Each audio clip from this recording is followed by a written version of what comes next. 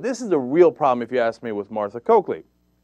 She said, quote, a Boston Globe reporter asked her, hey, why aren't you out there campaigning like Scott Brown is?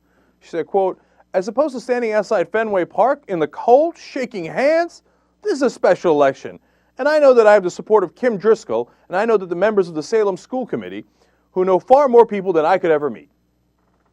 Okay, now we got a real problem. Do you understand the attitude there? One, what am I going to do, stand out in the cold and shake people's hands? Yes, that's what you're going to do. I mean, that's politics 101. It seems like you have disdain for the people that are voting for you, and you can't be bothered to stand out in the cold. It has nothing to do with the Fenway Park thing, okay? I mean, he's smart to get out there and shake hands in front of Fenway Park. It ain't about the Red Sox. It's about your attitude. One, you don't seem to want it that much. Two, you think other people will do the job for you. Well, I know Kim Driscoll. I don't know who Kim Driscoll is. Maybe she's enormously powerful in Boston and in Massachusetts. But you can't just say, oh, I outsourced that. Kim Driscoll, go. Have people vote for me. And I know the Salem School Committee. I mean, I read that quote and I was like, oh, okay, I get it. No wonder she's losing. Okay, so, and it makes you seem like it's someone who cares more about the machine and politics.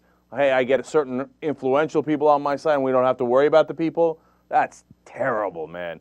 So is that part of the reason she is, at least in a close election? Absolutely, okay? Now, let's get to point number 4, okay? Another, in my opinion, the major reason why she's in a close race as we speak right now, okay?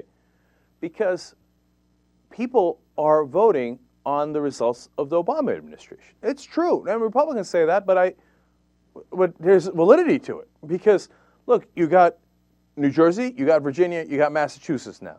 Now, however the Massachusetts race comes out, it shouldn't have been anywhere near close. It should have been comical. It should have been she should have walked away with it, okay? Now, the fact that it's close leads you to believe, hey, come on, man, you could chalk it up to a bad job of running in Virginia by deeds. You could say, hey, you know what, Corzine was unpopular in New Jersey, and it was more of a New Jersey. No. 3 strikes and you're out. This is national. The Democrats are in a lot of trouble, okay? Now, why, though? Why? Why are they in so much trouble, and why is it national? Now, this is where the Republicans step in, because they're clever, and they say, oh, well, look, obviously, the Americans support Republicans. But that's not what the polling indicates. The Republicans are either exactly where they were at the beginning of 2009, basically, when Obama took office, or they're lower. Their approval ratings are lower in a lot of polls that I've seen, okay? So it's not that all of a sudden the American people are like, oh, yeah, Republicans, they got to figure it out. But they obviously are saying, hey, look, whatever you're doing, Democrats, and you're completely in charge, it's not working, right? So now the Republicans want to say, no, they are against health care reform. The people in Massachusetts and everybody else in the country, they are against taxes. They're against government regulation. They're putting in all these nonsense assumptions, not backed up by the polling in any way, shape, or form. Let's give you one of them. Let's go to clip number 3. Let's go to Stuart Varney on Fox and Friends. Let's watch. Well, you may want to make a call to Massachusetts and get some people out to the polls? Well, that's because our next guest, and a friend, says that your portfolio could look much better if Scott Brown wins Ted Kennedy's vacant Senate seat. Oh, Who's that friend? Yeah. Stuart Varney is here. He's the host of the new show, Varney and Company, on the Fox Business Channel. Good morning to you, Stuart. Good morning, Gretchen. All right, so if Scott Brown wins, our 401ks are going to benefit? Well, it's possible. Think of it this way. If Scott Brown wins, I mean, that is a revolution in Massachusetts politics. And it sends an enormous message, a very powerful message to the Democrats in Congress and to the White House that, hey, we don't like your domestic economic policy. Reverse course. So if Scott Brown wins, that message gets heard, and you've got 10 months before the next big election, time to reverse the tax, spend, and borrow and deficit story that we've had for the past year. The investors would love that. Your 401k could do well because of that. And Stuart, people are saying the stock market could go up if it looks as though he's going to win. It's happening today. Wow. And that, of course, if you're 100% stocks, that would definitely raise it up in the short term. Absolute nonsense. Of course, CNBC hosts saying the same thing now. You know, Jim Cramer over at Mad Money. Oh, yeah, the stocks will go way up if the Republicans win. Gee, I wonder why they're pushing that agenda. No. Now, the funny thing is they're close. The issue is the economy, no question, and it has not recovered enough. But ironically, the person who nailed it is a pollster for Martha Coakley, Celinda Lake. Celinda Lake said this: if Scott Brown wins tonight, he'll win because he became the change-oriented candidate. Voters are still voting for the change they voted for in 2008, but they want to see it. And right now, they think they've got economic policies for Washington that are delivering more for banks than for Main Street. Bingo. Ding, ding, ding. We got a winner.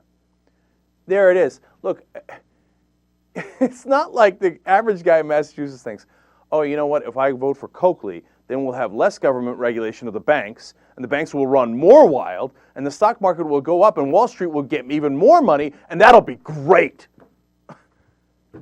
Of course that's not what they're thinking. They're thinking, hey, you know what? I thought I voted for change, and I didn't get it, so I'm going to keep voting for change because the Democrats didn't deliver yet. And all I see is money going to Wall Street. All I see is money going to the top banks. I don't see any of it coming to me. In fact, there's a poll that shows that 10% of the people, 65% of Americans thought that the stimulus served banks' interests. And 56% thought it served the corporation's interests. This is from the Economic Policy Institute. Only 10% thought that it benefited them.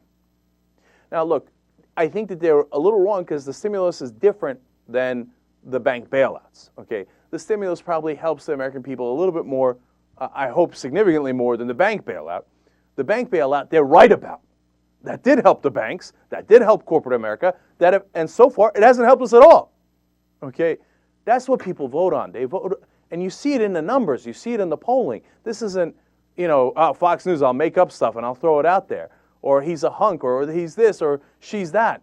She didn't know the Red Sox pitching staff enough, okay, from 2004 and 5. Come on, okay?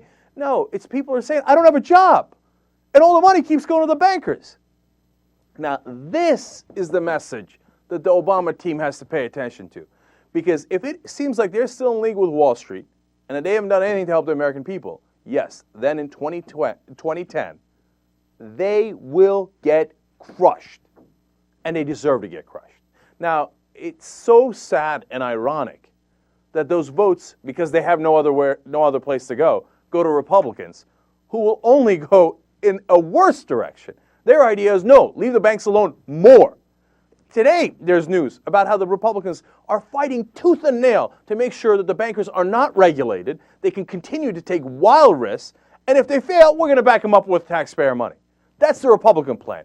It's a terrible plan. And they're going to get more steam because why? Obama's sitting on his hands going, well, I don't know, you know, regulating the banks, that's, I don't know. My banker friends and Tim Geithner and Larry Summers tell me that's a bad idea. Of course they tell you that's a bad idea. They're in the middle of the Wall Street bubble. That they've gotten all their money and their whole career has been spent in the middle of the Wall Street bubble. Obama, get out of the bubble. Get out of the bubble, man.